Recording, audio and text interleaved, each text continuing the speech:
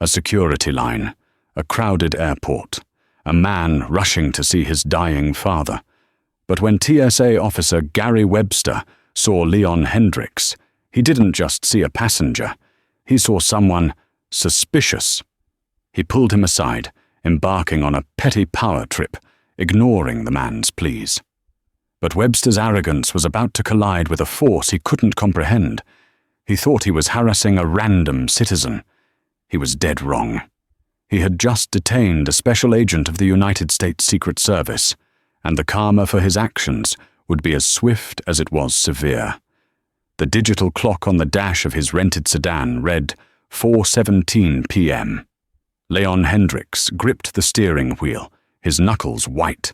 The notorious Atlanta Spaghetti Junction was living up to its name, a concrete knot of brake lights and frustration.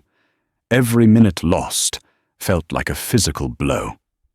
His phone buzzed in the console, a text from his sister, Maria. "He's asking for you, Leon. Please hurry." "I'm trying," Leon muttered to the empty car, his voice thick. He was flying from Hartsfield-Jackson, ATL, to Baltimore, Washington, BWI. His father, a man who had been a pillar of strength, was losing his fight with a sudden, aggressive cancer. The doctors had given him days, maybe hours. Leon was off duty, on emergency personal leave. He was just a son, trying to get home. He wore grey sweatpants, a well-worn Howard University hoodie, and a baseball cap pulled low. He was anonymous, just another face in the crowd, and that was how he wanted it. His training, his entire career, was built on blending in, on being the man nobody noticed until it was too late. Today, he just wanted to be invisible. Finally, he pulled into the Terminal North parking garage, found a spot, and grabbed his single carry-on. He moved with the fluid, purposeful economy of motion that defined his profession. But his mind was 3,000 feet in the air, already in that Baltimore hospital room. The Hartsfield-Jackson atrium was a sea of humanity. The sheer scale of the place, usually an interesting logistical puzzle to his trained mind, was oppressive. The smell of Cinnabon and recycled air, the constant, multilingual drone of gate announcements, the rumble of thousands of rolling suitcases on tile. He got his digital boarding pass on his phone and headed for the main security checkpoint. The line was a serpent, coiling back on itself. He checked his watch. 5:03 p.m. Flight boards at 6:15 p.m. He had time, but it didn't feel like it. Every second felt stolen. As he got closer, the checkpoint came into sharp focus. It was the usual organized chaos, managed by the blue-shirted Transportation Security Administration officers. Most were professional, tired, and efficient. And then there was one who was not. Leon noticed him before he even got to the front. He was a man in his late 40s, heavy-set, with a florid face and a name badge that read G. Webster. He wasn't just directing traffic, he was holding court. He seemed to relish the flicker of fear or confusion in passengers' eyes. "Ma'am," I said, "all electronics out. Is a camera not an electronic device? Put it in the bin." "Now," Webster barked at an elderly woman who was fumbling with her bag. A young college-aged kid followed, pulling his laptop out. "Shoes on or off, sir?" Webster scoffed. "What do you think? You think you're special? Shoes off, belt off, and lose the attitude." Leon sighed internally. It was the petty tyrant archetype, a man who had found the one place in the world where his word was law, and he intended to use it. Leon's focus was on the machine, the process. Get his items in the bin, walk through the scanner, get his bag, get to the gate. He saw a younger female officer, her badge reading Jenkins, watch Webster with a tense, uncomfortable expression. She caught Leon's eye for a split second, offered a brief, apologetic grimace, and went back to her station. Finally, it was Leon's turn. He stepped up to the conveyor belt, his mind already on the other side. "All right, let's go, Chief. Empty everything," Webster snapped, not even looking at him, instead scanning the crowd behind him. Leon began the familiar ritual. He slipped his phone and keys into his carry-on bag's front pocket. He reached into his hoodie pocket and pulled out his wallet. He placed it in the bag. Then, from his other pocket, he retrieved a small, unassuming black nylon pouch about the size of a passport. It was heavy for its size. He was about to place it in the bin when Webster's gaze snapped to him. The officer's eyes narrowed, a flicker of something, an ugly, calculating interest, passing over Leon's face, his hoodie, his skin. "Whoa, hold on there," Webster said, his voice dropping into a low, confrontational drawl. "What's that in your hand?" "It's just personal effects. I'm putting it in the bag," Leon said, his voice neutral. No, not in the bag. Put it in the bin." "Separate," Webster commanded, pointing a thick finger. "It contains identification. I'd prefer to keep it secured in my carry-on," Leon replied, still calm, still polite. He knew the rules. This wasn't a standard requirement. Webster's lip curled into a smirk. This was what he had been waiting for. A challenge.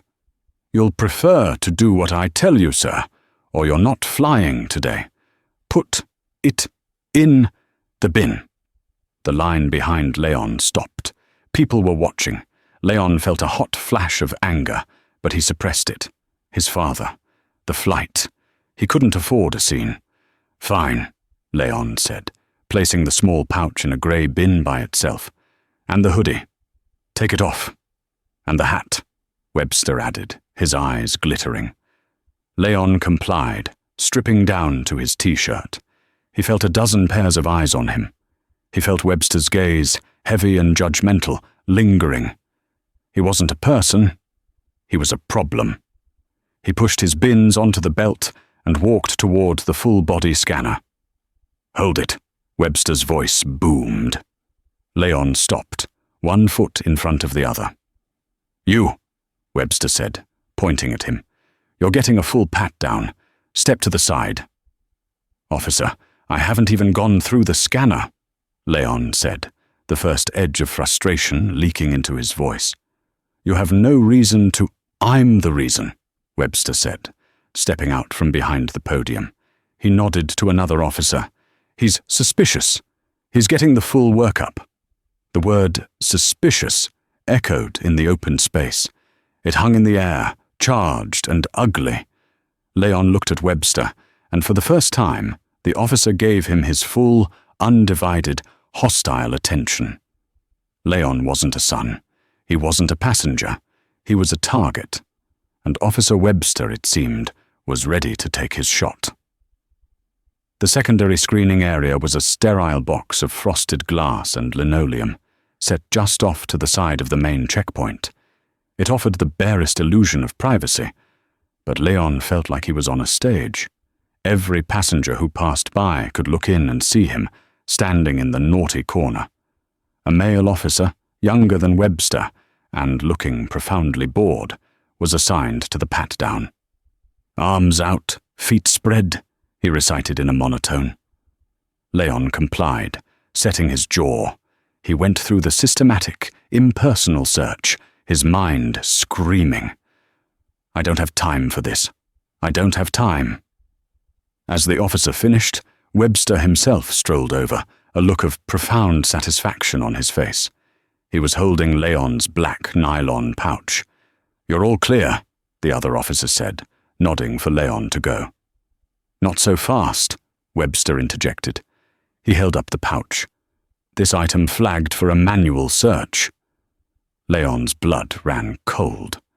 "That's impossible," he said. "It went through the X-ray. It's just documents and metal." "The X-ray operator, that's me, by the way, saw something I didn't like," Webster lied, his eyes gleaming. "So now, we're going to open it. Right here." "Officer," Leon said, his voice dangerously quiet, I must advise you that pouch contains sensitive United States government property. It is not to be opened in a public setting. If you must inspect it, we need to go to a private screening room. Now." This was the wrong thing to say. Webster heard advise as challenge. He heard sensitive as arrogant. "Oh, sensitive government property, is it?" Webster said, his voice rising, loud enough for nearby passengers to turn and look. "Like what? You a spy or something?" He laughed, a harsh, barking sound. "This isn't a joke," Leon said, stepping forward. "I am telling you, as a matter of procedure, you need to take me to a private room." "You don't tell me procedure, pal," Webster snarled. "You're in my house, and you're acting squirrely. You've been acting suspicious from the moment I laid eyes on you. Now I'm going to open this, and you're going to stand there and be quiet." Webster placed the pouch on the small metal table. His thick fingers fumbled with the heavy-duty zipper. "Gary, maybe he's right," Officer Jenkins, the younger female officer, ventured, stepping near. "If it's government ID, aren't we supposed to—" "You stay out of this, Jenkins," Webster snapped. "Go back to the lane. I'm handling a potential threat." A potential threat. The words sealed the situation. Leon knew he had lost control. Webster was on a power trip so profound that logic was no longer a variable. "Officer Webster, stop. Do not open that pouch," Leon commanded. The agent was surfacing now, the voice of pure, cold authority that could stop a suspect in their tracks. But Webster wasn't a suspect. He was a bully with a badge. He took Leon's command as the final, unforgivable insult. "You know what?" Webster said, yanking the zipper open. "I think you're an imposter. I think you're carrying fake credentials, and you're trying to intimidate a federal officer. That's a felony, pal." He turned the pouch upside down. A few items clattered onto the metal table. A slim leather wallet, a set of challenge coins, and a heavy gold and enamel shield set in a leather holder. Next to it, a laminated card. United States Secret Service, Special Agent Leon Hendricks. The entire checkpoint seemed to fall silent. The whir of the conveyor belt, the distant announcements. Everything faded. Officer Jenkins's hand flew to her mouth. The officer who had patted Leon down froze mid-step. Webster stared. He stared at the gleaming badge. He stared at the official credentials, complete with Leon's photograph and a holographic seal. He stared at Leon's face. This was the moment. This was the point where any sane person, any trained professional would stop. They would apologize. They would backpedal so fast they'd break a land speed record. Gary Webster was not that person. His face, which had been pale with shock, slowly flooded with a deep, mottled red. It wasn't embarrassment. It was rage. He had been challenged, and in his mind, he had been made to look like a fool. He couldn't accept it. He had to be right. So he doubled down. "This is fake," Webster said, his voice a low growl. Leon, who had been bracing for an apology, felt a jolt of pure disbelief. What did you say?" "I said," Webster declared, his voice now booming for the entire terminal to hear, "this is a fake badge. It's a high-quality forgery. You are under arrest for impersonating a federal officer." He grabbed his radio from his shoulder. "Supervisor to the main checkpoint. Secondary screening. I have a 10 to 16, a possible imposter, attempting to gain access using fraudulent credentials. I need backup, now." Leon just stared. This wasn't happening. This was a nightmare. "Officer Webster, you are making a catastrophic mistake," Leon said, his hand slowly rising to his sides, palms open. His training took over completely. He was no longer a son. He was an agent in a hostile situation. "Oh, I'm making a mistake?" Webster sneered, high on the adrenaline of the confrontation. He unclipped his handcuffs from his belt. "You're the one in cuffs, Agent. You picked the wrong airport, and you definitely picked the wrong officer." Passengers were pulling out their phones. A man in a business suit, Mark Foley, was standing not 10 feet away, his phone held up, clearly and steadily recording the entire interaction. "Put your hands behind your back. Now," Webster commanded, drawing a crowd. "No," Leon said. The word was quiet, but it was absolute. "I am a special agent of the United States Secret Service," Leon said, his voice cutting through the noise. "You have illegally detained me. You have illegally searched my credentials, and now you are attempting to falsely arrest me. You will stand down, officer. You will call your supervisor, and you will verify my credentials through the proper channels.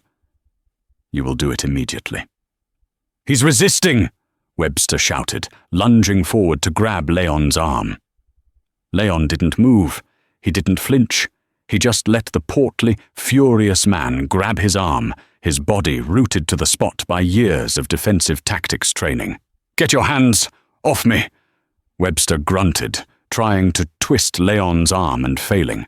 "Supervisor Shaw, get to the main checkpoint now!" Webster roared into his radio. The scene was set. A TSA officer, red-faced and furious, physically struggling with a black man in a hoodie who stood as still as a statue, a gold Secret Service badge gleaming on the table between them, and a dozen cameras silently capturing it all. The karma was in motion. Gary Webster had just pulled the pin on a grenade, and he was holding it in his bare hand. The arrival of TSA Supervisor Karen Shaw was like a blade cutting through the tension. She was a tall woman in her 50s, with a no-nonsense haircut and eyes that had clearly seen everything the world's busiest airport could throw at her. She took in the scene in a single, sweeping glance. Webster, red-faced and physically holding Leon. Leon, preternaturally calm and rigid. The badge on the table. The ring of passengers with their phones out. "Webster, what in God's name is going on?" Shaw's voice wasn't a shout, but it had the penetrating power of one. "Boss, thank God," Webster panted, still gripping Leon's arm. "This man is an imposter. He's trying to pass himself off as Secret Service. When I called him on it, he became belligerent and resisted arrest." Shaw's eyes flicked from Webster to Leon. "Is that true?" "Ma'am," Leon said, his voice a paradigm of professional calm. "I am Special Agent Leon Hendricks, United States Secret Service, traveling on urgent personal matters. I informed Officer Webster that my credentials were sensitive and should be inspected in private. He refused, opened them in public, and when he saw my credentials, he declared them fake and announced to the entire terminal that I was an imposter." "He's a liar. He's smooth, boss. Look at him," Webster sputtered. "Officer Webster, release him," Shaw commanded. "But boss, he's a flight risk. He's—" "Gary," I said, "release him. Now." Webster's hands flew open as if he'd been burned. He stepped back, breathing heavily, an expression of profound betrayal on his face. Supervisor Shaw turned her full attention to Leon. She didn't look at his hoodie or his sweatpants. She looked at his eyes. She saw the coiled spring tension, the absolute lack of fear, and the cold, focused anger. She was looking at a professional. "Sir, I am Supervisor Karen Shaw. May I inspect your credentials?" she asked, her tone respectful but firm. "You may," Leon said. She picked up the leather holder, examining the badge. She studied the credentials, turning them over, feeling the lamination, and observing the complex hologram. Her expression was unreadable. "This looks in order," she said simply. "It is in order," Leon stated. "What's not in order is your officer's conduct. He racially profiled me. He created a public disturbance, and he has illegally detained me. I am missing a flight to see my dying father." That last part hung in the air, sucking the remaining oxygen out of the space. Webster's smirk faltered. Jenkins, the junior officer, winced. "Gary," Shaw said, not looking at him, "why did you believe these credentials to be fraudulent?" He didn't look right," Webster stammered, his entire case collapsing. His story, sensitive materials. He was acting suspicious. I was following my training. I was looking for behavioral indicators. "Behavioral indicators?" Leon cut in, his voice dangerously soft. "Or were you looking for an easy target? Someone who fit a profile you keep in your head? You didn't like that I questioned your order to put my credentials in a separate bin, which you know is not standard procedure. You didn't like that I advised you. You didn't like me. That's not true. It is 100% true, and you escalated it to this," Leon said, gesturing to the crowd.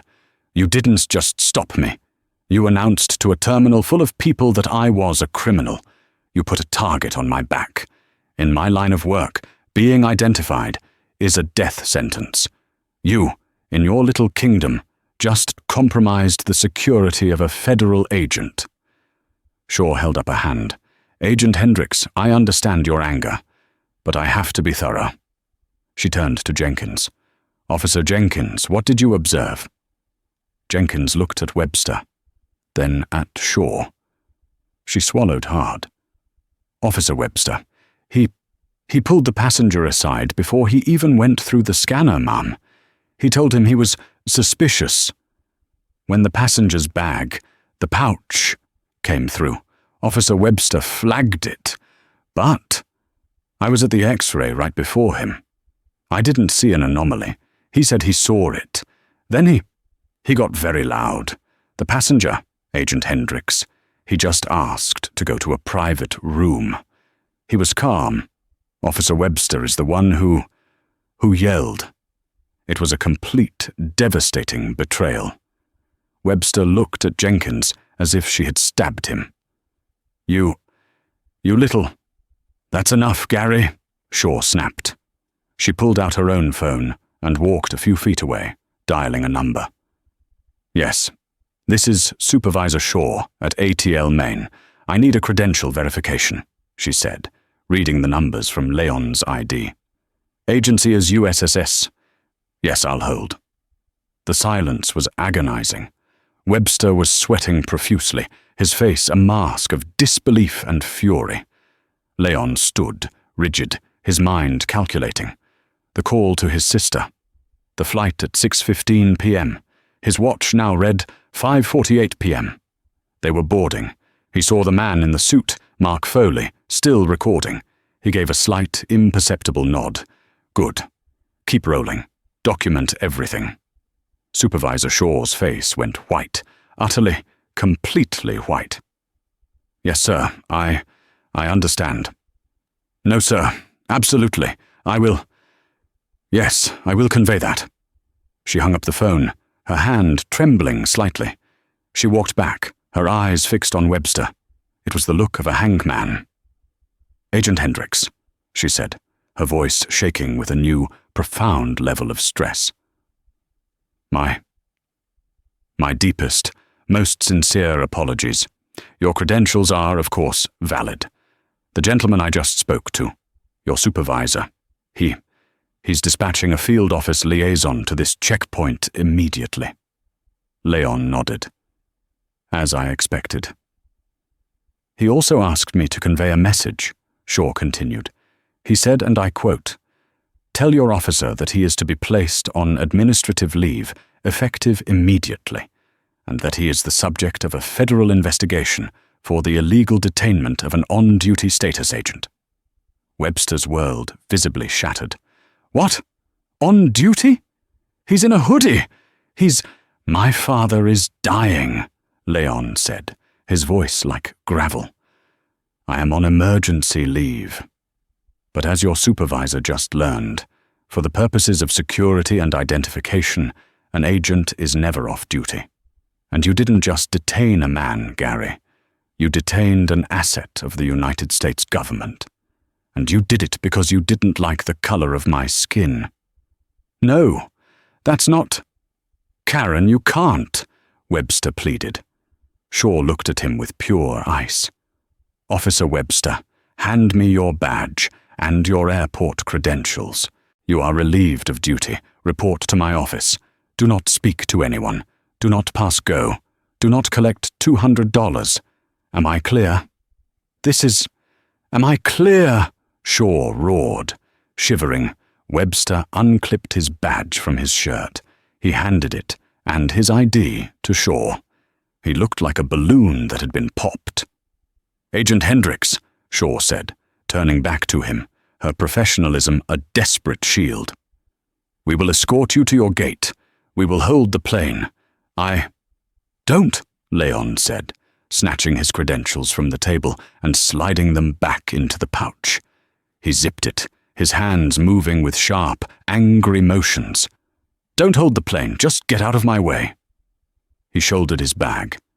He looked at Webster, one last time. The man was a ghost, a hollowed-out uniform. You're a disgrace, Leon said, not with heat, but with cold, objective fact. You're a disgrace to that uniform and to this country. He then looked at the man who had been filming, Mark Foley. Sir, I'm going to need a copy of that video. My name is Leon Hendricks. Mark Foley, the man replied, lowering his phone. I'm a lawyer, and you'll have it. I'm flying to D.C., my card. Good, Leon said.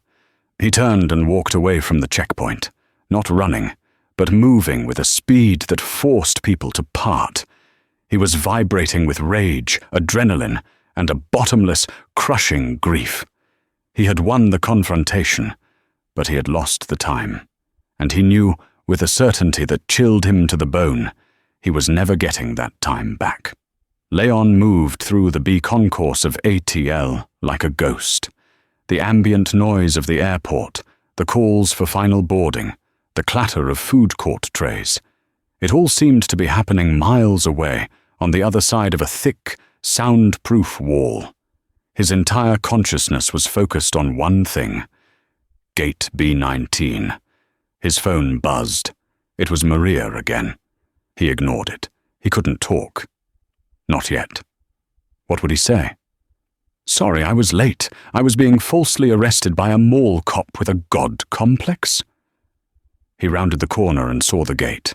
The sign read, Baltimore, Washington. The door to the jet bridge was closed.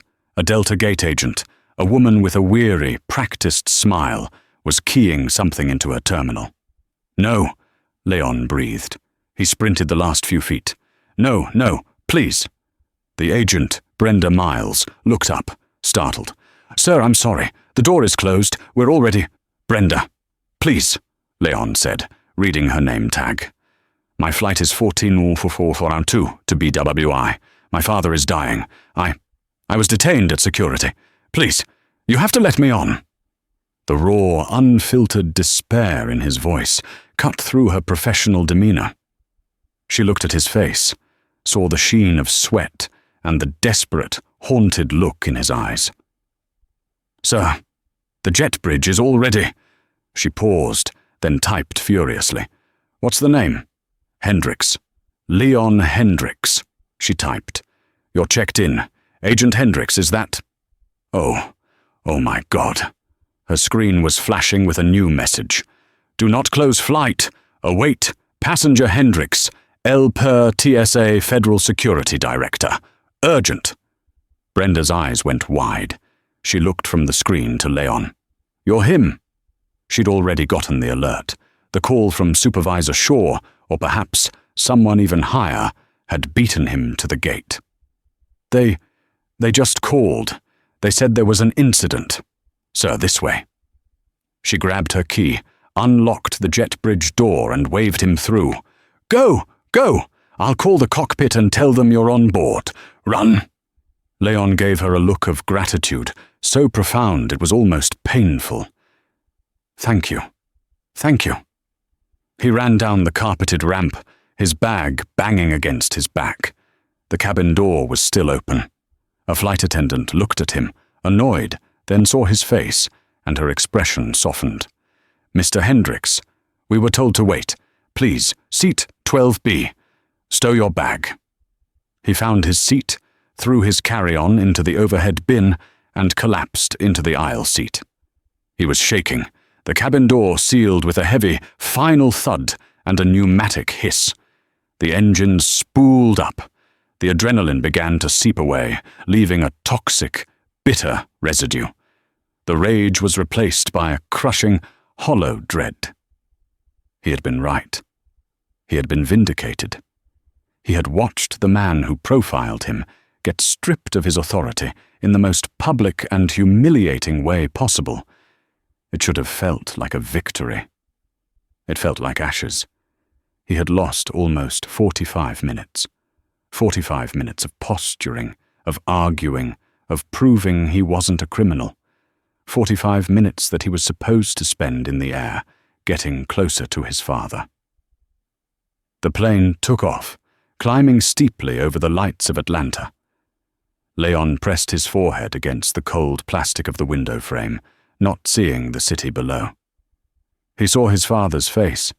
He saw Webster's sneering, arrogant expression. He pulled out his phone and put it in airplane mode, but not before seeing the string of texts from Maria. 4:17 p.m. He's asking for you, Leon. Please hurry.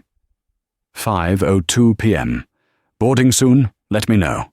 5:35 p.m. Leon, where are you? 5:51 p.m.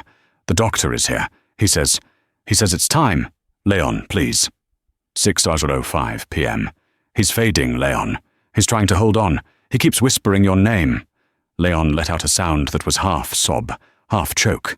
A woman in the seat next to him looked over, concerned, but Leon just turned his face further toward the window, his shoulders shaking. Webster hadn't just stolen his time. He had stolen his father's last moments of lucidity. He had stolen goodbye. The 2-hour flight was the longest of his life. He sat in the dark cabin, the rage returning. But this time it was a different kind. It wasn't the hot, reactive anger of the confrontation. It was a cold, deep, structural fury. It was the anger of a man who had dedicated his life to protecting a system that had, in that one moment, targeted him as the enemy. He thought about Webster. He thought about the man's casual, confident racism, the joy he took in it.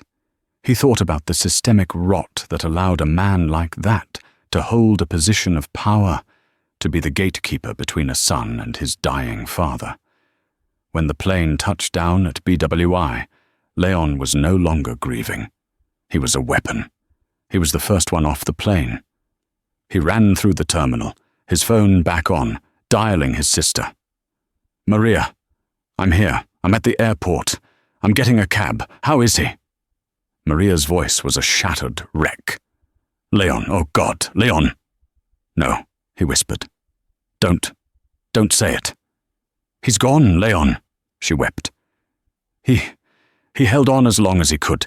He fell asleep about 20 minutes ago. The doctor said he just let go." "Oh, Leon, where were you?" Leon stopped in the middle of the crowded terminal.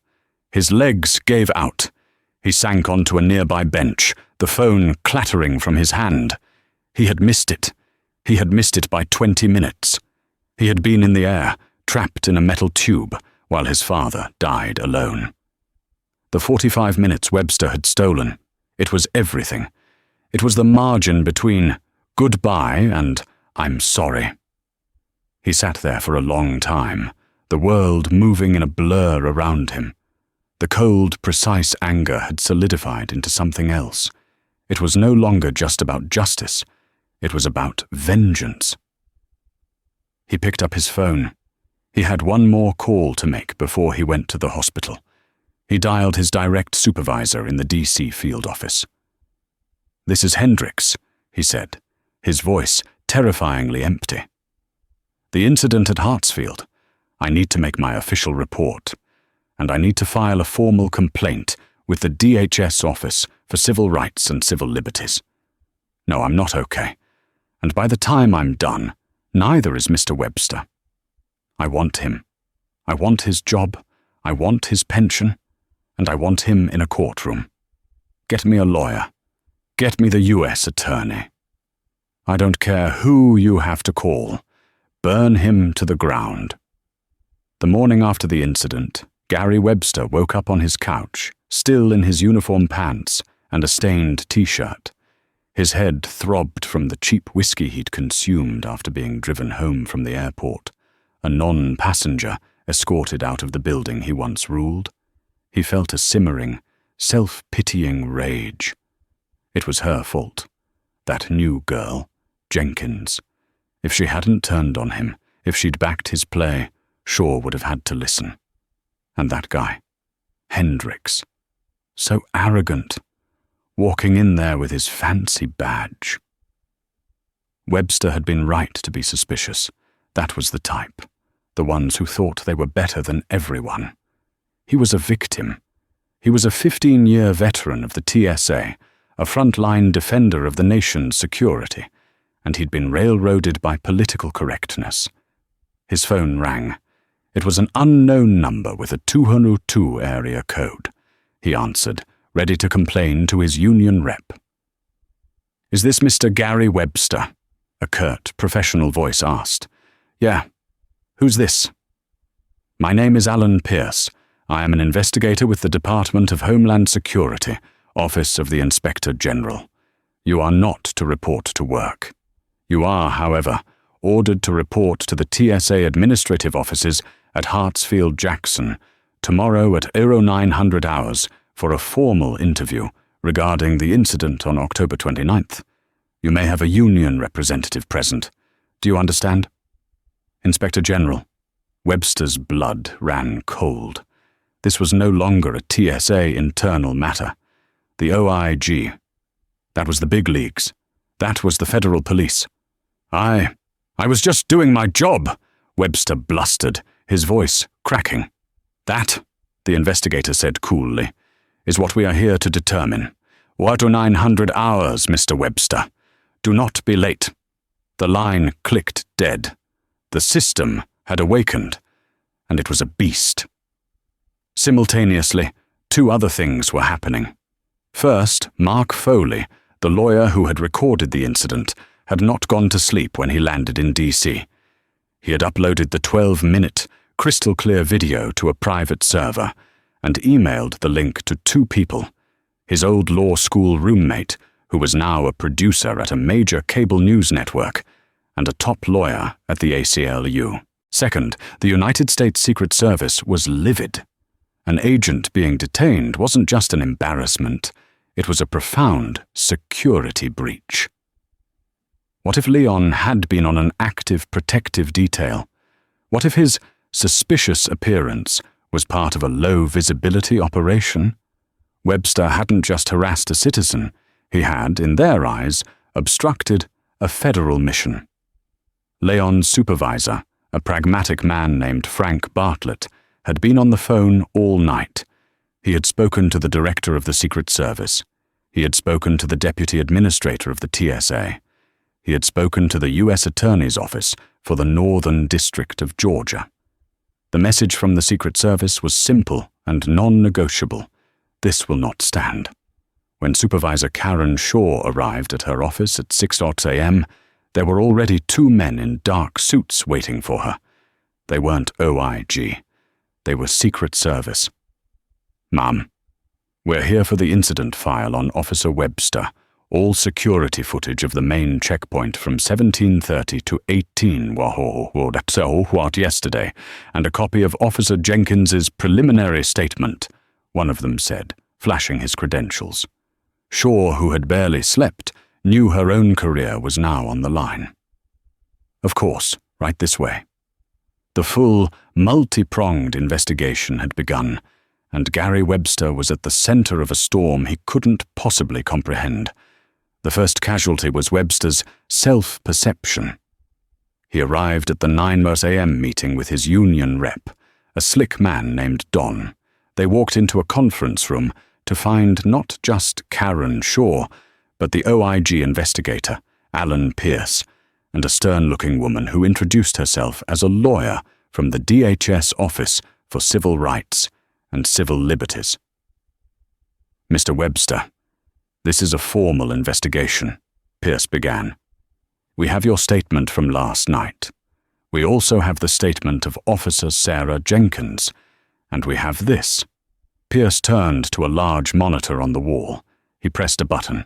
Mark Foley's video played. It was damning. The audio was perfect. They heard Webster's initial, aggressive, "All right, let's go, Chief." They heard his, "I'm the reason," and "He's suspicious." They heard Leon's calm, repeated requests for a private room. Then they saw it. They saw Webster rip open the pouch. They saw the badge. And they heard, with chilling clarity, Webster's voice. "This is fake. I think you're an imposter. You are under arrest for impersonating a federal officer." Webster's face turned the color of ash. That's edited. It's out of context." "It's 12 minutes long, Mr. Webster," Pierce said, pausing the video. "It captures the entire interaction, from your initial contact to Agent Hendricks walking away. The context appears to be that you, and you alone, escalated a routine screening into a felony stop." I used my training," Webster insisted, his voice desperate. "Behavioral detection. He was non-compliant." "He appears to be standing perfectly still," the civil rights lawyer cut in, her voice sharp. "He's complying with a pat-down when you approach him. He only becomes non-compliant when you attempt to illegally arrest him. Let's talk about your training, shall we? Where in your training manual does it instruct you to publicly accuse a man of a felony after he has presented valid credentials?" I thought they were fake." "Why?" Pierce asked. "What specific, articulable fact led you to believe they were fake?" His hoodie.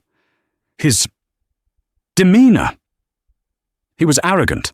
It didn't match the badge." The lawyer wrote this down. "It didn't match the badge." "Can you elaborate on that, Mr. Webster? What in your mind does a Secret Service agent look like?" The trap was sprung. Webster and his rep both saw it. I just mean. "You meant he was black, didn't you?" the lawyer asked, her pen poised. "No, I'm not a racist. I had a hunch." "Your hunch was wrong, Mr. Webster," Pierce said. "Your hunch resulted in the illegal detainment of a federal agent.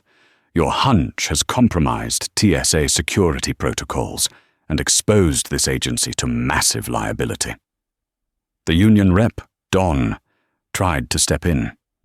"My client was making a judgment call in a high-stress environment. He was on a power trip," Pierce said, cutting him off. "And we have proof." He opened a thick file. "This is your complaint history, Mr. Webster. 17 passenger complaints in the last 3 years. Aggressive conduct. Verbal harassment. Improper search. Used derogatory language. Specifically, we have 4 separate complaints, all from black men, alleging you used the word boy or chief and subjected them to excessive screening. All 4 were dismissed by your previous supervisor, who, records show, was a personal friend of yours. Is this the training you were following?" Gary Webster's world, which had been built on a foundation of petty power and unearned authority, was disintegrating, brick by brick. The system he thought he represented was now turning its full, impersonal, and terrifying power directly on him. The karma was just beginning. Leon Hendricks buried his father 3 days later under a cold, grey Maryland sky. He stood by the graveside, flanked by his weeping sister and his grieving mother. Several of his colleagues from the Secret Service, including his supervisor Frank Bartlett, stood respectfully at a distance. When the service was over, Frank approached him. "Leon, my condolences.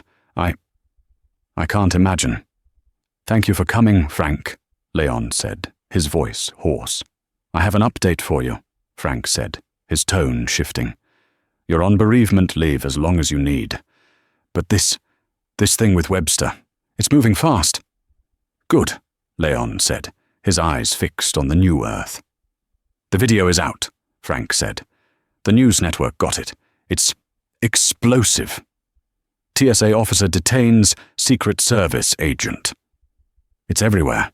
The administrator of the TSA issued a public apology to the service, and to you personally. They're calling it a complete and catastrophic failure of protocol and judgment." "An apology isn't enough. I agree," Frank said.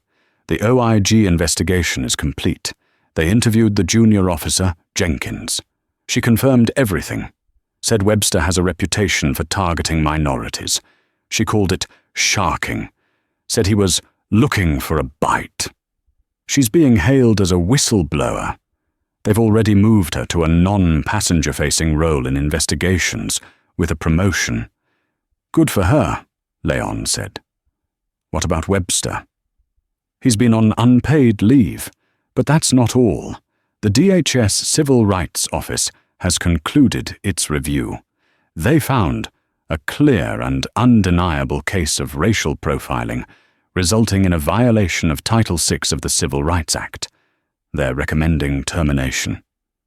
Leon nodded, a grim, hollow satisfaction. "Termination? Good." "That's not all," Frank said, his voice dropping. "The U.S. Attorney's Office for the Northern District of Georgia. They're taking this very seriously. Impersonating a federal officer is a crime, Leon. But falsely accusing someone of it, especially when you are an officer of the government, is also a crime. They're looking at Section 101, making false statements, and 18 U.S.C. 242, deprivation of rights under color of law." This was it. This was the hard karma.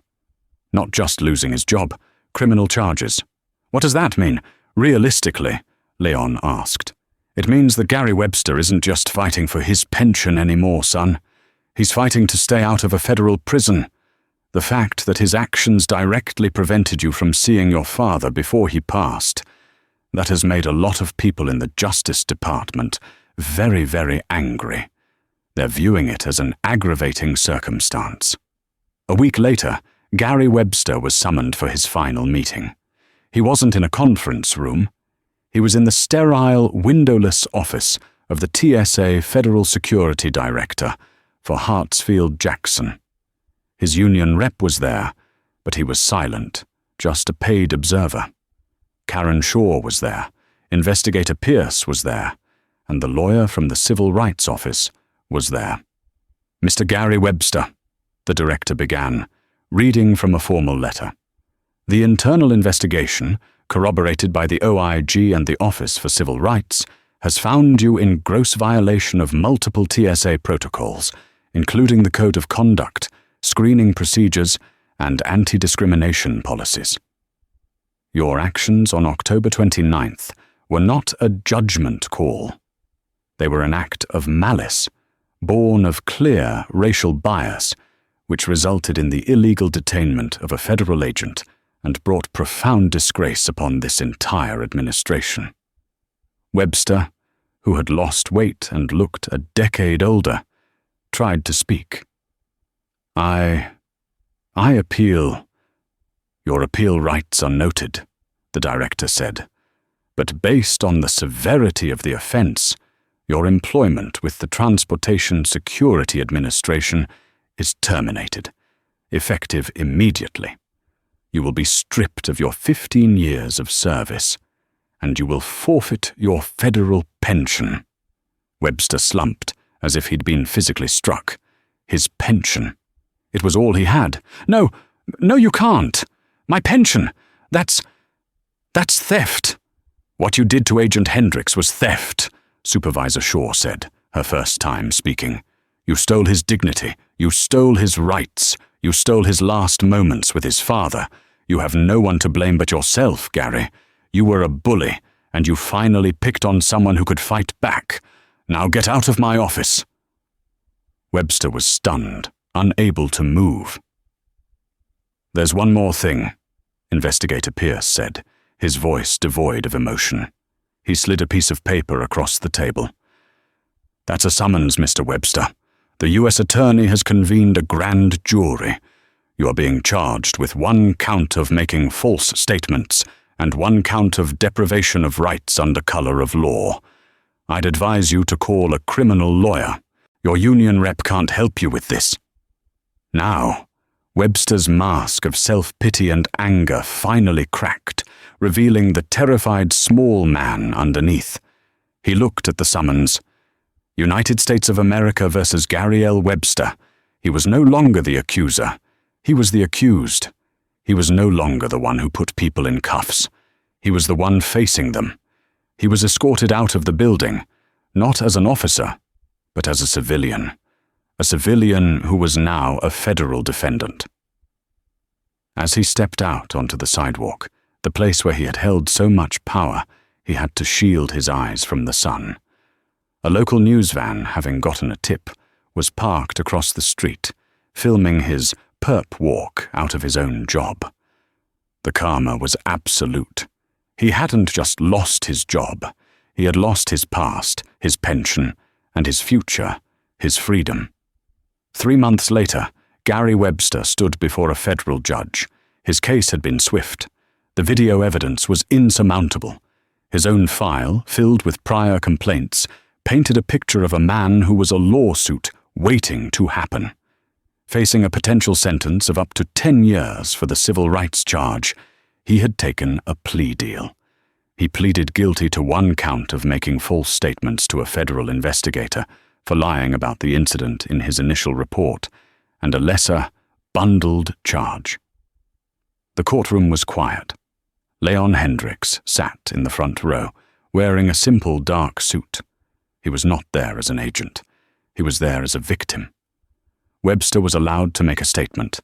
He stood, his cheap suit hanging on his diminished frame. "Your Honor, I know I made a mistake. I got carried away.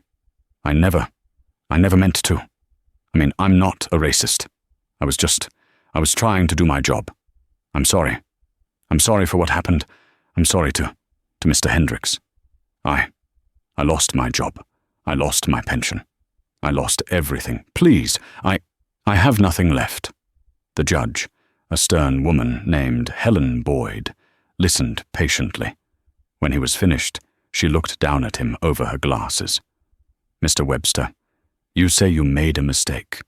You got carried away." "You did not," she said, her voice filling the courtroom. "You made a choice. You chose to see a man's race instead of his humanity. You chose to abuse your power. You chose to escalate, to humiliate, and to detain. You chose to lie. You were not doing your job. You were committing a crime." She looked over at Leon. "The consequences of your choices are profound. You didn't just cause a man to miss a flight. You robbed him of a final goodbye with his own father. That is a wound that no sentence I give can heal. You did this under color of law, wearing a uniform that represents the trust of the American people. You shattered that trust. Therefore," the judge continued, "it is the sentence of this court that you shall serve 18 months in a federal correctional facility. Following that, you will have 3 years of supervised release, during which you are barred from ever again seeking employment in any local, state, or federal law enforcement or security capacity. You will also complete 500 hours of community service and mandatory anti-bias counseling. 18 months. It wasn't 10 years, but for a man like Webster, a former officer, it was a death sentence. He would be in prison with the very people he used to look down on." 2 marshals stepped forward and cuffed him. As he was led away, his eyes met Leon's. Leon didn't look angry. He didn't look triumphant. He just looked empty. The karma was complete. The scales were balanced. A month later, Leon was back at Hartsfield-Jackson. He wasn't traveling. He was there as a guest speaker. He stood in a TSA training room in front of a class of 30 new recruits. Supervisor Karen Shaw, who had kept her job and was now spearheading a new training initiative, stood in the back. "My name is Leon Hendricks," he began, his voice quiet but commanding. "I'm a special agent with the Secret Service. But the last time I was in this airport, I wasn't an agent. I was just a son, trying to get to his dying father." He told them the story. He told them about Webster. He told them about the suspicious hoodie. He told them about the fake badge. And he told them about landing in Baltimore 20 minutes too late. The room was deathly silent. The young recruits, in their fresh blue shirts, were horrified. "Mr. Webster saw my hoodie," Leon continued. "He saw my skin. He didn't see a man. He saw a target. He had a little bit of power, and he used it to destroy. He lost his job. He lost his pension, and he is currently in a federal prison, all because he had a hunch." He walked closer to the front row. "Your job here is not to have hunches. It's not to be a shark. Your job is to follow procedure and keep people safe.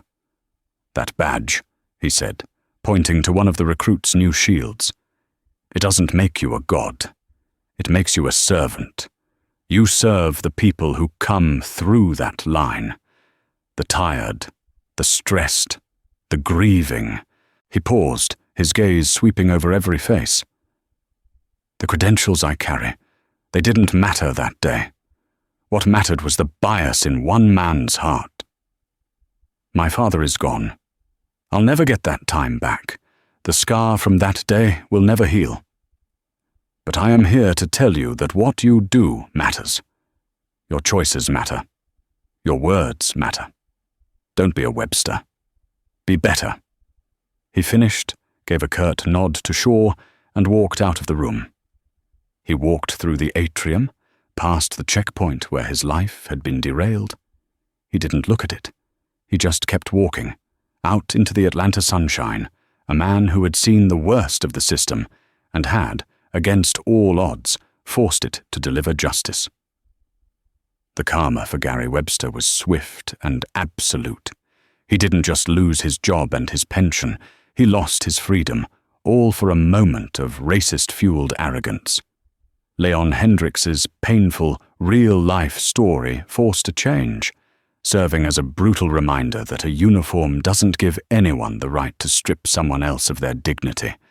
It proves that actions have devastating consequences, and sometimes the system does work to hold abusers accountable. What did you think of Webster's downfall? Was his 18-month prison sentence enough for the time he stole from Leon? Let us know your thoughts in the comments below. If you were moved by this powerful story of justice, please hit that like button, share this video with your friends, and make sure you subscribe to the channel for more incredible stories of real-life drama and karma. Don't forget to click that notification bell so you never miss an update.